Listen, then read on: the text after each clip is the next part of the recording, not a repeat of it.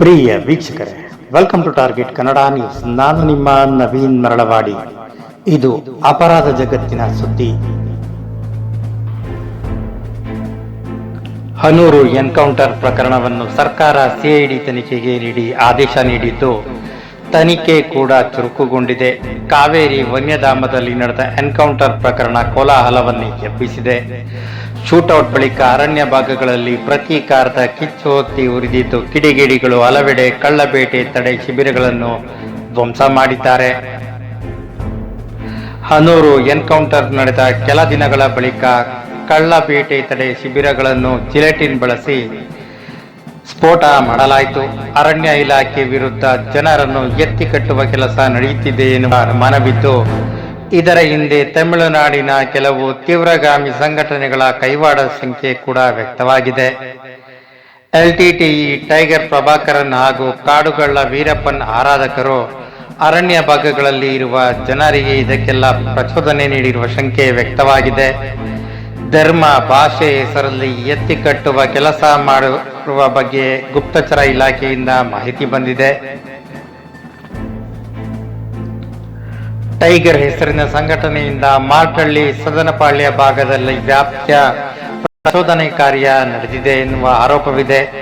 ಸಮುದಾಯದ ಆನ್ಲೈನ್ ಗ್ರೂಪ್ಗಳಲ್ಲಿ ನಿರಂತರ ಧ್ವನಿ ಸಂದೇಶಗಳು ರವಾನೆ ಆಗ್ತಿದೆ. ಪಾಲಾರ್ ಬಾಂಬ್ ಸ್ಫೋಟದ ಅಪರಾಧಿ ಸೈಮನ್ ಎಂಬಾತನ ಸಂಬಂಧಿಕನೊಬ್ಬನ ಮುಖಂಡತ್ವದಲ್ಲಿ ಪ್ರಚೋದನೆ ಕಾರ್ಯ ನಡೆಯುತ್ತಿರುವ ಆರೋಪ ಕೇಳಿಬಂದಿದೆ.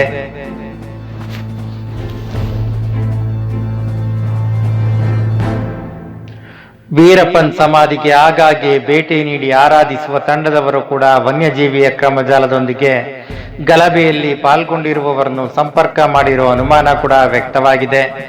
ಸತ್ಯಾಸತ್ಯತೆಯ ಬಗ್ಗೆ ಪರಿಶೀಲಿಸಲು ಜಿಲ್ಲಾ ಪೊಲೀಸರು ಮುಂದಾಗಿದ್ದಾರೆ. ಹನೂರು ಅರಣ್ಯ ಪ್ರದೇಶದಲ್ಲಿ ನಡೆದ ಎನ್ಕೌಂಟರ್ ಪ್ರಕರಣವನ್ನು ಇದೀಗ ಸಿಐಡಿ ತನಿಖೆಗೆ ವಹಿಸಿ ಡಿಜಿಪಿ ಎಂಎ ಸಲೀಂ ಆದೇಶ ಹೊರಡಿಸಿದ್ದಾರೆ. ಬೇಟೆಗಾರರ ಮೇಲೆ ನಡೆದ ಫೈರಿಂಗ್ ಸಂಬಂಧ 4 ಎಫ್ಐಆರ್ ದಾಖಲಾಗಿತ್ತು. ಈ ಕೇಸ್ನ ಮುಂದುವರೆದ ತನಿಖೆಯನ್ನು ಇದೀಗ ಸಿಐಡಿ ತಂಡ ನಡೆಸಲಿದೆ. ಪ್ರಕರಣದ ದಾಖಲೆಗಳನ್ನು ಕೂಡಲೇ ಸಿಐಡಿಗೆ ವರ್ಗಾವಣೆ ಮಾಡುವಂತೆ ಡಿಜಿಪಿ ಎಂಎ ಸಲೀಂ ಆದೇಶ ಹೊರಡಿಸಿದ್ದು, ಸಿಐಡಿ ವಿಶೇಷ ಘಟಕದಿಂದ ಮುಂದಿನ ತನಿಖೆ ನಡೆಯಲಿದ್ದು, ಈ ಕೇಸ್ ಸಂಬಂಧ ಚಾಮರಾಜನಗರದ ರಾಮಾಪುರ ಪೊಲೀಸ್ ಠಾಣೆ ಹಾಗೂ ಹನೂರು ಕೊಳ್ಳೇಗಾಲ ಗ್ರಾಮಾಂತರ ಪೊಲೀಸ್ ಠಾಣೆಯಲ್ಲಿ ಪ್ರಕರಣ ದಾಖಲಾಗಿತ್ತು. ಈ 4 ಪ್ರಕರಣಗಳ ತನಿಖೆ ಸಿಐಡಿಗೆ ವರ್ಗಾವಣೆ ಮಾಡಲಾಗಿದೆ. ಸಿಐಡಿ ವಿಶೇಷ ಘಟಕದಿಂದ ಮುಂದಿನ ತನಿಖೆ ಮುಂದುವರಿಯಲಿದ್ದು, ಸಮಗ್ರ ತನಿಖೆ ಬಳಿಕ ಪ್ರಕರಣದ ಸತ್ಯಾಸತ್ಯತೆ ಹೊರಬೀಳುವ ನಿರೀಕ್ಷೆ ಇದೆ.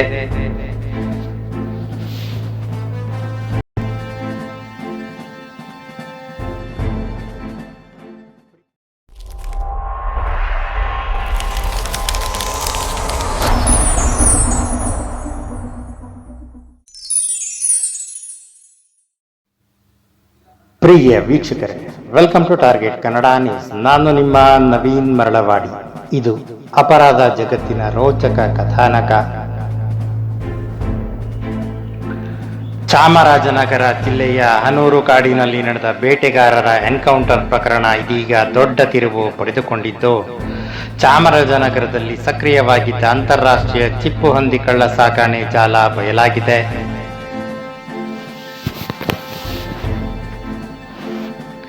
ಚಾಮರಾಜನಗರ ಹಾಗೂ ತಮಿಳುನಾಡಿನ ಗಡಿಭಾಗಗಳಿಂದ ಬೇಟೆಯಾಡಿದ ಚಿಪ್ಪುಹಂದಿಗಳ ಚಿಪ್ಪನ್ನು ಚೀನಾ ಮತ್ತು ಮಲೇಷ್ಯಾಗೆ ಅಕ್ರಮವಾಗಿ ರವಾನಿಸಲಾಗುತ್ತಿತ್ತು ಎಂಬ ಸ್ಫೋಟಕ ಮಾಹಿತಿ ಬೆಳಕಿಗೆ ಬಂದಿದೆ.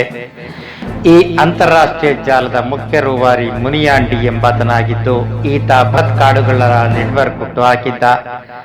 ಈತನೊಂದಿಗೆ ಎಂಎಸ್ಸಿ ಪದವೀಧರ ರಾಬರ್ಟ್ ಪಿಂಟೋ ಪೆರಿಯನಾಯಗನ್ ಎಂಬಾತ ನಿಕಟ ಸಂಪರ್ಕ ಹೊಂದಿದ್ದ. ರಾಬರ್ಟ್ ತನ್ನ ಶಿಕ್ಷಣವನ್ನು ಈ ಅಕ್ರಮ ಚಟುವಟಿಕೆಗೆ ಬಳಸಿಕೊಳ್ಳುತ್ತಿದ್ದ ಎನ್ನಲಾಗಿದೆ. ಮುನಿಯಾಂಡಿಯ ಸೂಚನೆಯಂತೆ ರಾಬರ್ಟ್ ಬೇಟೆಯಾಡಿದ ಚಿಪ್ಪುಹಂದಿಯ ಅವಶೇಷಗಳನ್ನು ತನ್ನ ಮನೆಯ ನೀರಿನ ಸಂಪಿನಲ್ಲಿ ಬಚ್ಚಿಡುತ್ತಿದ್ದ. ನಂತರ ಅವುಗಳನ್ನು ರಹಸ್ಯ ಸ್ಥಳಗಳ ಮೂಲಕ ವಿದೇಶಗಳಿಗೆ ರವಾನಿಸಲಾಗುತ್ತಿತ್ತು.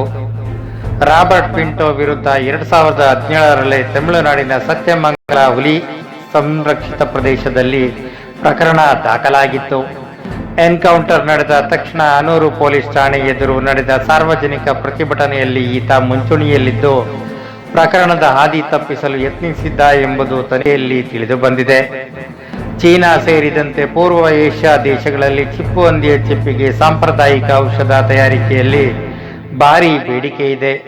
ಅಂತಾರಾಷ್ಟ್ರೀಯ ಕಪ್ಪು ಮಾರುಕಟ್ಟೆಯಲ್ಲಿ ಇದರ ಚಿಪ್ಪು ಮತ್ತು ಮಾಂಸ ಕೋಟ್ಯಾಂತರ ರೂಪಾಯಿಗೆ ಮಾರಾಟವಾಗುವುದರಿಂದ ಕಳ್ಳ ಸಾಕಾಣೆದಾರರು ನಿರಂತರವಾಗಿ ಈ ಕೃತ್ಯದಲ್ಲಿ ತೊಡಗಿಸಿಕೊಂಡಿದ್ದರು.